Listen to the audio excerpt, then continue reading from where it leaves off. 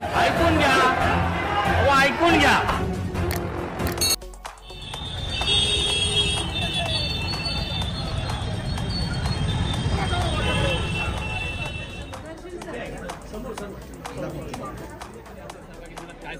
आता आपण पाहताय लोकांचा प्रतिसाद खूप चांगला आहे. येताना असताना देखील अनेक लोक भेटत होते, बोलत होते. जिथे ट्रॅफिकमध्ये अडकले तिथे पण लोक गाडीपाशी येऊन बोलत होते माझ्याशी. मला वाटतं हाच एक अंदाज आहे महाराष्ट्रभरात की महाविकास आघाडीला जास्तीत जास्त सीट मिळणार.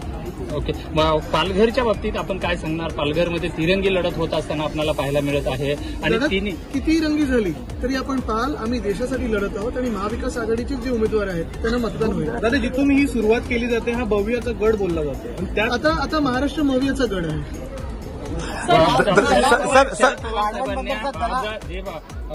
मुख्यमंत्री बोलले की कोण आदित्य, असा आपल्यावर एक प्रश्नचिन्ह निर्माण केलेलं आहे. मुख्यमंत्री चांगलं निवडणूक त्याला सांगेल कोण आदित्य, निवडणूकच त्याला सांगेल.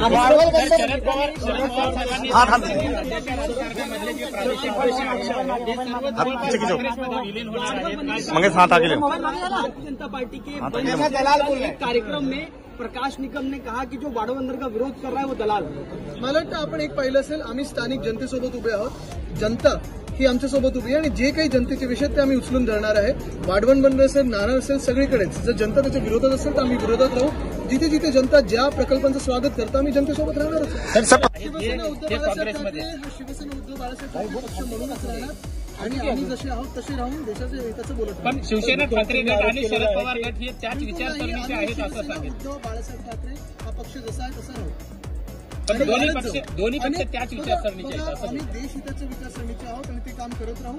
पण उद्धव बाळासाहेब ठाकरे शिवसेना हा पक्ष जसा आहे तसा राहू. जे गेलेलं चिन्ह आहे, जे गेलेलं पक्ष ज्या चोरांनी पक्षांचं घेतलंय तो पक्ष आम्हाला परत सुप्रीम कोर्टाकडून मिळेल ही आशा आहे. पण आपण पाहत असाल जनतेचं प्रेम आणि देशभरात देखील शिवसेना उद्धव बाळासाहेब ठाकरे पक्ष म्हणून आम्ही जाऊ. भाजपाने रेमेडिसिवीर बनवताना लाखोचा निधी घेतला, काय म्हणाल त्याबद्दल? मला वाटतं धंदा लो हा प्रकार जो आहे नुसतं एका गोष्टीबद्दल नाही तर देशभरात अनेक वेगळ्या कॉन्ट्रॅक्टसाठी आपण पाहिलेला आहे. मुख्य गोष्ट हीच आहे की इलेक्ट्रॉनिक बॉन्डचा जो स्कॅम आहे जगातला कदाचित सर्वात मोठा स्कॅम हा देशासमोर आलाय. तो एक स्कॅम आहे. दुसऱ्या बाजूला आपण पाहत असाल रेवण्णाचा जो राक्षस आहे तो देखील आज पळालेला आहे आणि केंद्र सरकार त्याला परत आणण्यासाठी काहीच करत नाही.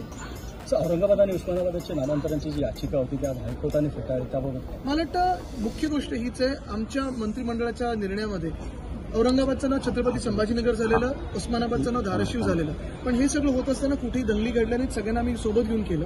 दुसरी गोष्ट अशी आहे, सर्वात महत्वाची आहे, हे मी सतत विषय हा घेत आलेलो आहे. नामकरणचा विचार करायचा असेल तर आपण त्या औरंगाबाद एअरपोर्टचं नाव छत्रपती संभाजी महाराज इंटरनॅशनल एअरपोर्ट हे ठेवलं होतं. 4 वर्षापूर्वी हा निर्णय घेतला होता विधान भवनात आणि केंद्र सरकारकडे पाठवलेला. केंद्र सरकारने ह्याच्यावर काहीच केलेलं नाही.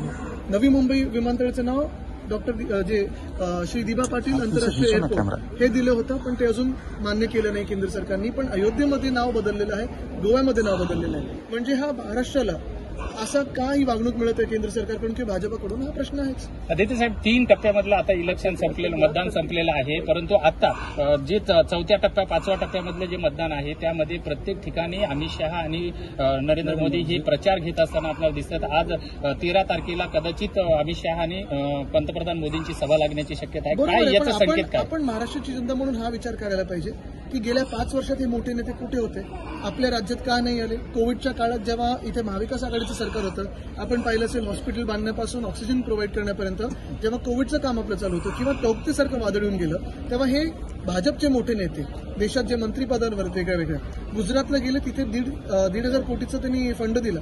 महाराष्ट्राला 1 रुपया दिला नाही. तर ही वागणूक महाराष्ट्राला का मिळते आणि प्रचारात असताना का इथे यावं लागतं हा देखील विचार आपण सर्वांनी करावा.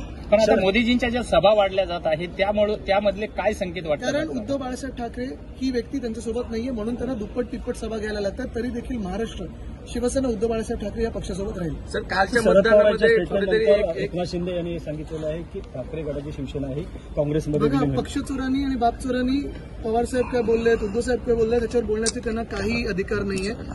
हे लोक जे आहेत ते डरपूक होते म्हणून ते गुवाहाटी गोवाला वगैरे पळून गेले होते. त्यांना बोलण्याचा अधिकार